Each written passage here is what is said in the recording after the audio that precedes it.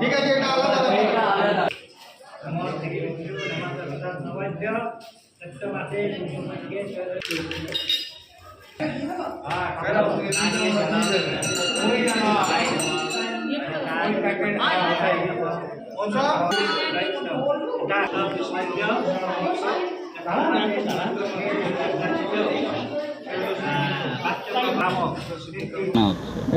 এই লড়াই হচ্ছে পশ্চিমবঙ্গের সমস্ত কিছুকে বাঁচানোর লড়াই, আর বিশেষ করে আসানসোলকে বাঁচানোর জন্য এই লড়াই।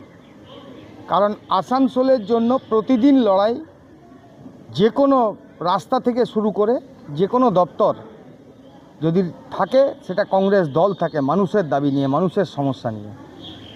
আজ দল আমাকে প্রার্থী করেছে, আমাদের দলের সহকর্মীরা সবসময় আমার কাঁধে কাঁধ মিলিয়ে আছে।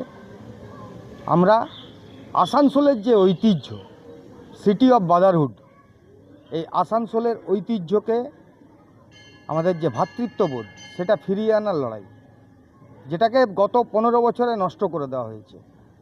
আসানসোলকে একটা অংশকে মাফিয়াদের হাতে তুলে দেওয়া হয়েছে। আসানসোল আজকে মাফিয়াদের দ্বারা পরিচালিত হচ্ছে। আসানসোলে আজকে লুটেরাদের দ্বারা পরিচালিত হচ্ছে। আসানসোলে আজকে সিন্ডিকেটের জন্য সাধারণ বেকার ছেলেরা তাদের রোজগার পায় না। সমস্ত কিছুকে দখল করে রাখার যে রাজনীতি আসানসোলে 15 বছর ধরে একটা পরিবারের দ্বারা চলছে, সেটাকে উৎখাত করার সময় হয়েছে, অনেক হলো। দয়া করে এবারে আপনারা আসানসোলকে ক্ষমা করুন।